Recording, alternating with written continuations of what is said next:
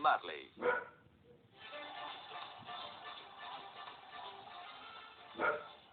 Era bajito y no muy agraciado.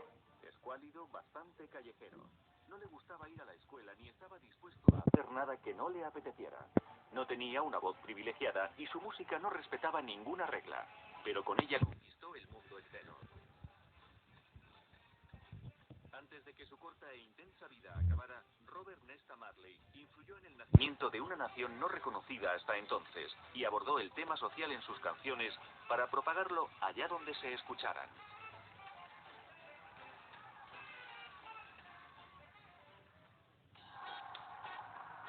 Nunca ha habido un acontecimiento tan recordado en Jamaica como aquel concierto Sonrisa de Jamaica que tuvo lugar en Kingston en julio de 1978. La estrella de la velada, el venerado músico, cantante y compositor Bob Marley, actuó soportando un intenso dolor. Tan solo unos días antes, había recibido un disparo en el pecho y otro en un brazo en un intento de asesinato perpetrado contra él y su familia en su hogar. Decidió actuar porque los dirigentes del partido político gobernante se lo habían pedido. Según el primer ministro Michael Manley, solo Bob Marley podía aliviar al país de sus tensiones. La isla se acercaba poco a poco a la anarquía, con campañas electorales amenazadas por el terrorismo, palizas y robos. Los matones que intentaron acabar con su vida días antes no eran más que extorsionistas que querían aprovecharse del caos. Mientras 80.000 personas abarrotaban el Círculo de los Héroes Nacionales en Kingston, el convaleciente Marley ofreció una actuación de 90 minutos que llenó aquella ciudad de rock. El resultado fue casi milagroso. En menos de 2 horas, Bob Marley había tranquilizado a las masas, creando un ambiente relajado y alegre incluso entre los mismos políticos. ¿Qué circunstancias habían determinado el nacimiento del gran héroe de Jamaica, un ser capaz de hablar con música? El mito de Bob Marley reside en la nueva visión de Jamaica que él ofreció. Algo que implicaba una reinterpretación de la justicia, el respeto por los derechos y la dignidad de las personas.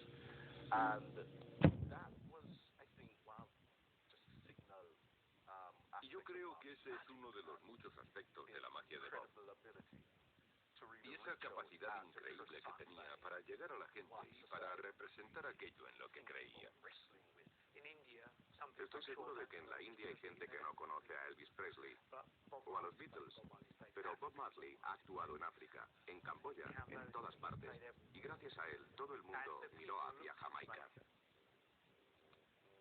Comprender aquella Jamaica en la que nació el 6 de febrero de 1945 es entender a Bob Marley.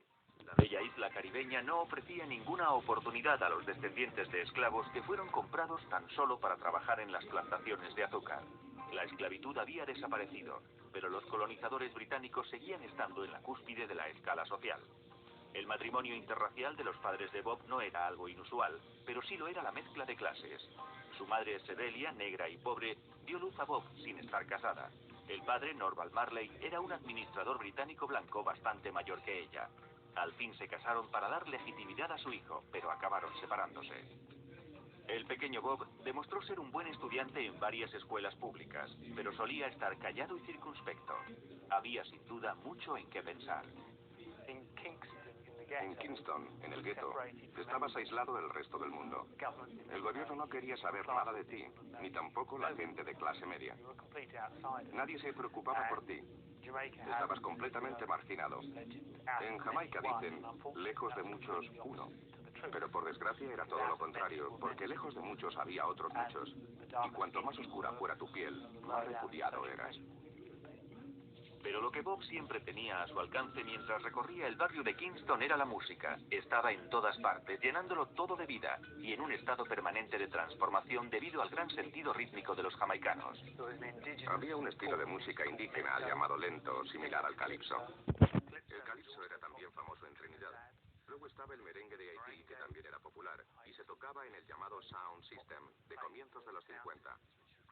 Había una gran variedad de estilos musicales.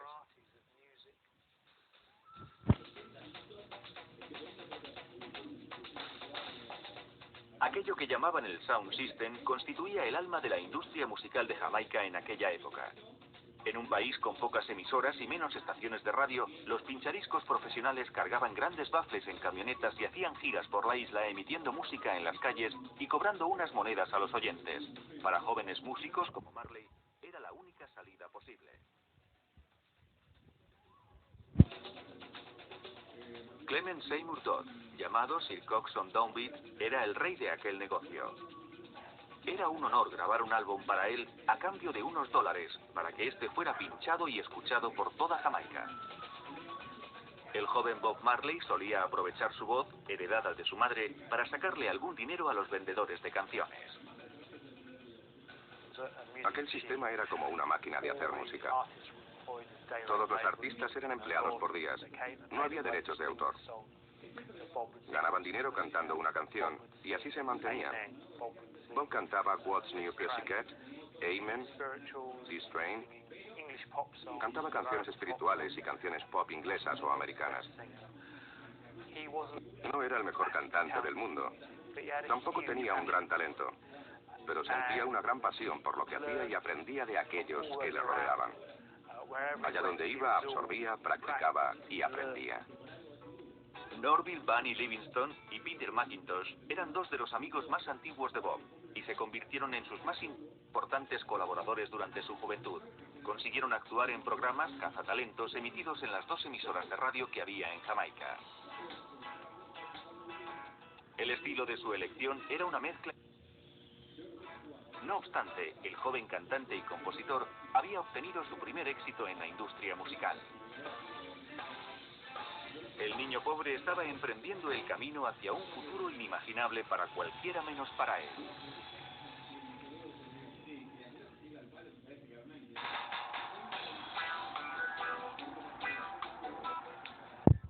Aunque para los fans que lo idolatraban en los años 70, aquel fenómeno llamado Bob Marley parecía haber surgido de la nada.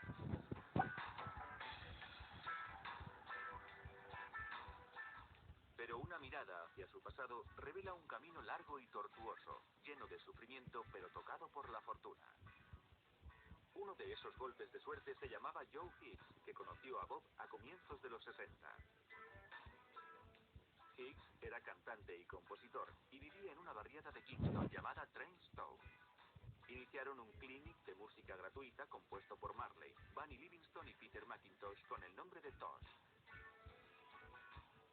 Joe insistió en que compusieran su propia música para tocarla en reuniones improvisadas llamadas Jam Sessions. A Hicks le cautivó especialmente la voz desgarrada de Marley y cómo llamaba la atención sin tener que gritar o bailar desenfrenadamente como los otros.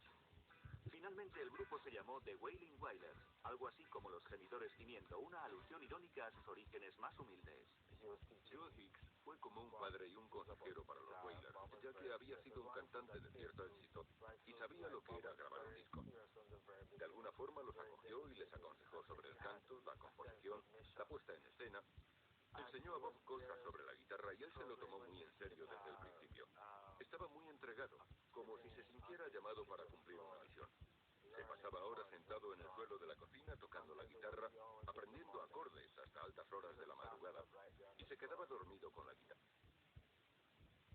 Por el éxito de los Wailers, esto cambió durante los disturbios que tuvieron lugar en Londres a mediados de los 70, donde esa imagen ayudaría a catapultarle a la fama. En Inglaterra, a mediados de los 70, hubo disturbios en Notting Hill.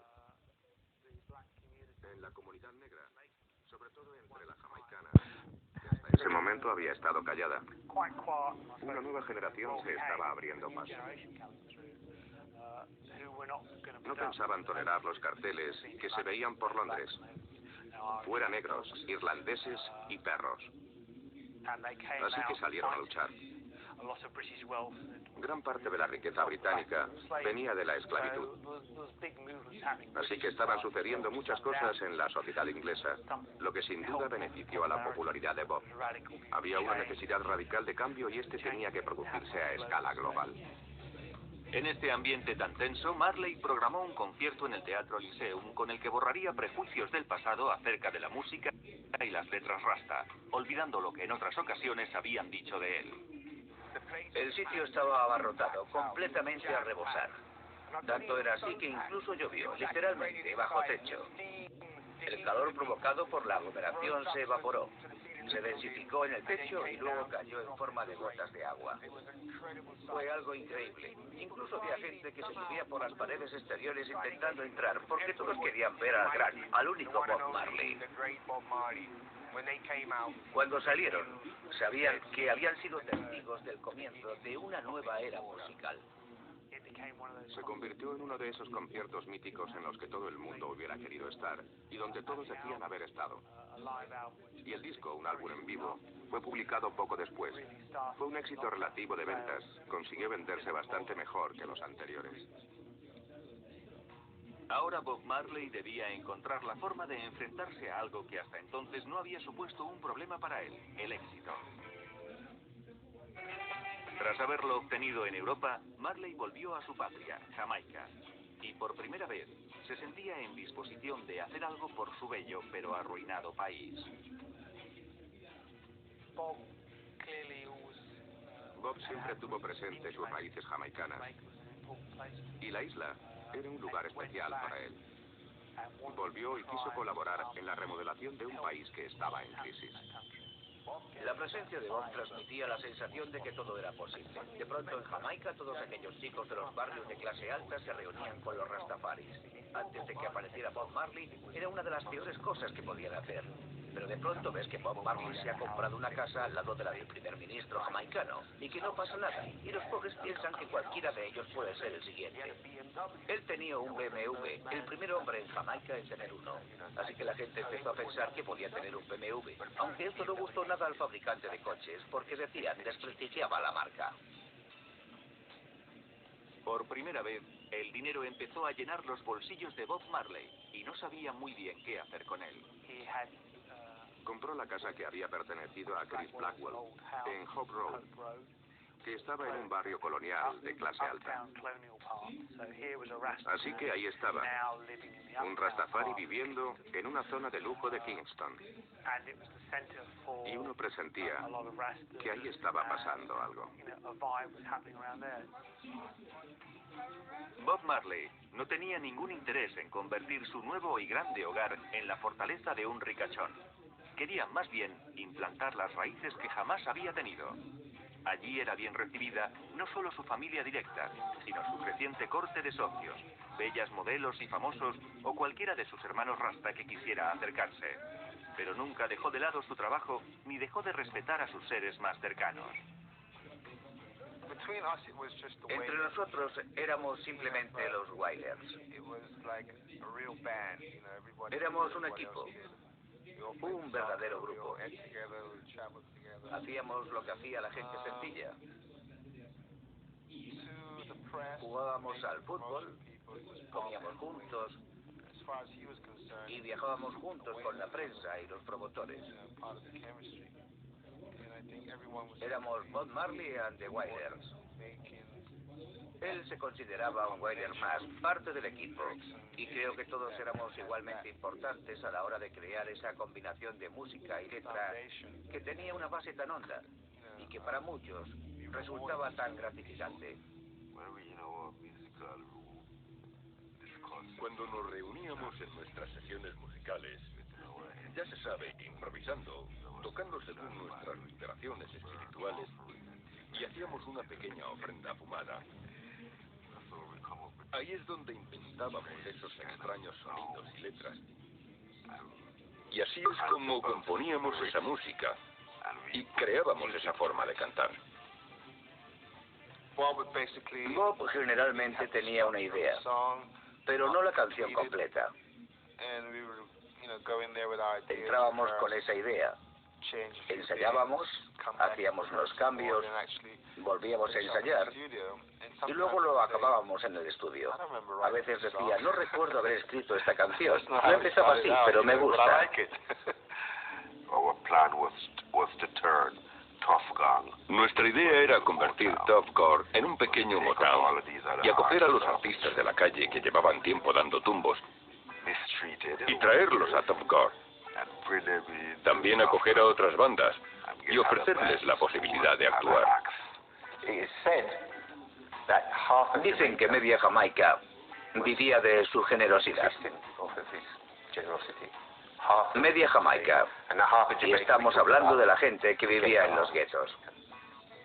Bob no era la clase de persona que se fíe de los contratos. Le iba más aquello del amor fraternal. Éramos hermanos. Nos manteníamos unidos y confiábamos los unos en los otros.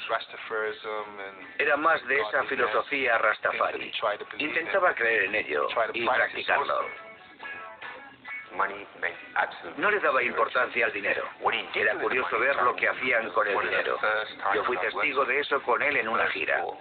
En sus días libres, él siempre iba a tiendas de deportes y compraba 24 pares de botas de fútbol, 24 balones, 24 espinilleras y de cosas así. Cuando volvía a Jamaica, se lo llevaba a los niños de Trenchtown. Para eso utilizaba el dinero. Pero aunque Bob viviese de forma tranquila, sus letras no lo reflejaban. Su álbum de 1974, Burning, estaba cargado de canciones protesta a favor del Black Power, como I Shot the Sheriff, Burning, Looting y la famosa Get Up, Stand Up. Mientras la policía los veía como asesinos en potencia que formaban parte de un culto y vigilaban estrechamente a los Rastafaris, el mundo volvía su atención hacia el movimiento. Incluso en los Estados Unidos, un escuálido Rastafari se estaba convirtiendo en la figura más conocida del tercer mundo. Era algo que no alegraba en absoluto a los dirigentes jamaicanos. Algunos Rastafaris fueron introduciéndose cada vez más en la política, pero no querían explicar sus ideas y proyectos con métodos violentos. Los partidos más radicales empezaron a enfrentarse entre sí. Mientras la tensión iba en aumento, Marley intentó mantenerse al margen. Creo que pronto se dio cuenta de que lo mejor era permanecer alejado de la política. La política en Jamaica era, y sigue siendo, una actividad muy peligrosa. Pero en la portada de su nuevo lanzamiento, Uprising, aparecía un Rastafari con el puño en alto y con largas trenzas, como si de un revolucionario urbano se tratase. Realmente parecía una declaración política. En la casa de Hope Road se instalaron muchos de sus amigos. Era una muchedumbre que vivía con él. Bob no sabía muy bien cómo deshacerse de ellos. Sus viejos amigos creyeron que les estaba dejando de lado porque era famoso. Además, él insistía en rodearse de bellas mujeres que frecuentaban la casa. El silencio de Rita lo decía todo, pero admitía cosas de este tipo. El hecho de que Bob se había convertido en una superestrella se confirmó cuando el idolatrado Stevie Wonder aceptó ir a Jamaica para actuar con él. Cuando los Wailers lanzaron el disco Rastaman Vibration, unos meses después, Marley era ya una superestrella musical en el tercer mundo y era más conocido que Wonder. En aquel momento, cuando el mundo entero se descubría ante él, se hizo una herida en un dedo del pie con un clavo oxidado. La herida tardó en curarse y Marley, que no le gustaba ir al médico, lo dejó pasar. Aquella decisión tuvo trágicas consecuencias. La campaña electoral en la Jamaica de Bob Marley de 1976 era en realidad un enfrentamiento armado entre distintos bandos que buscaban alianzas, poder y dinero. Bob Marley se vio involucrado en aquello. Miembros violentos de uno de los partidos políticos irrumpieron en su casa. Le llamaron maldito capitalista y le obligaron a participar en el concierto de la sonrisa de Jamaica, organizado para distraer la atención de la enfurecida población ante lo que ocurría en el gobierno. Pero ese no era el único problema de Bob. Debía pagar además $2.000 a un peligroso extorsionista que se había inventado una deuda. Y su actividad en el concierto le enfureció porque interfería con los pagos. Días más tarde, hombres armados entraron en la casa de Marley con la intención de matar a todos los que allí estaban. Bob fue alcanzado en el pecho y en el brazo, Rita en la cabeza. Su ayudante, Don Taylor, fue herido de gravedad tras recibir 5 disparos. Los demás, incluidos los niños, salieron ilesos del tiroteo. Ya fuera por la presión a la que fue sometida o por su indignación, Bob Marley, vendado y dolorido, apareció en el festival y en ningún momento mostró su sufrimiento. En el fondo, no lo hacía por los políticos. Lo hacía por Jamaica. Poco después, Marley se alejó de los peligros de Jamaica y comenzaron unos ajetreados años finales. Estos años asentarían su legado internacional y contribuirían al reconocimiento mundial de su país y de su generación, tras haber extendido la música de un país largo tiempo olvidado. Buscaba un guitarrista porque tras el tiroteo del 76, el guitarrista que tenía, creo que era un americano llamado Donald Kisley, abandonó el grupo, supongo que bastante aterrado. And they had another guitar Tuvieron player, otro guitarrista Al Anderson, antes, before Al him, Anderson, who que